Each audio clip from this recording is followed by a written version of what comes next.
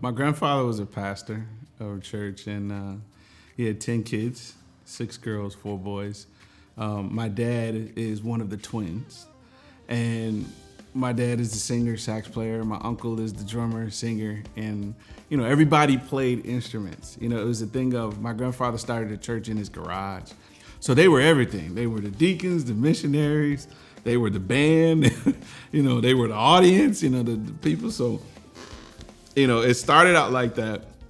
And then I come along in 79 and, my uncle's basically, long story short, sitting me on his knee. He's playing the pedals with his feet, and I'm playing, the cymbals and, the drums with the sticks, and had a pacifier. I had a cool afro. I was a cool kid.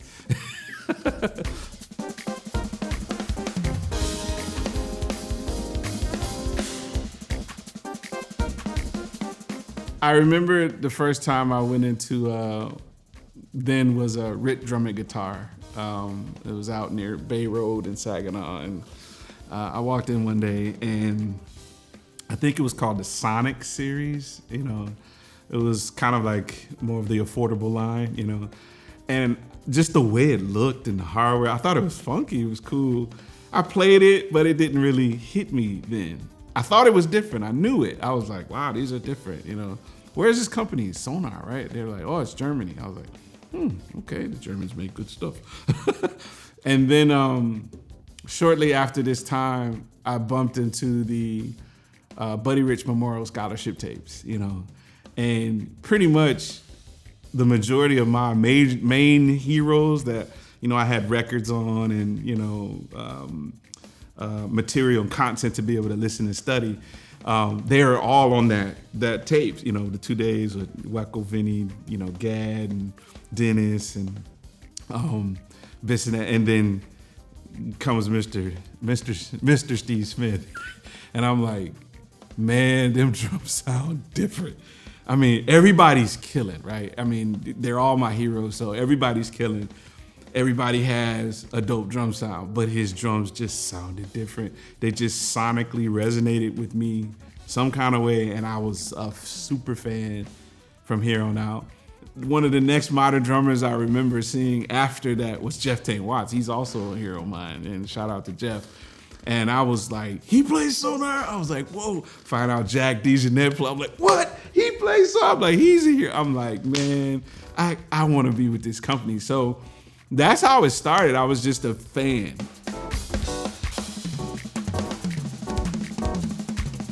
I had won the Guitar Center drum off in 2001. So I kept in touch with a lot of those guys. And one of my buddies who still worked in Guitar Center, he says, well, what company do you want to be with? And I'm like, it's just a dream. It's a pipe dream. It'll never happen. I mean, everybody on that roster is like a legend. So I'm like, little old me, it's never gonna happen. I said, but I love SONOR drums. He laughed. He was like, are you serious? You like SONOR drums? I was like, yes, I love those drums. I know, man, I know. It's impossible, And to one day have this conversation with him, and he's like, so you really like SONOR drums that much? I was like, yeah, I know it's impossible. I don't even know who to try to call, who to try to contact, right? They're not even in the USA.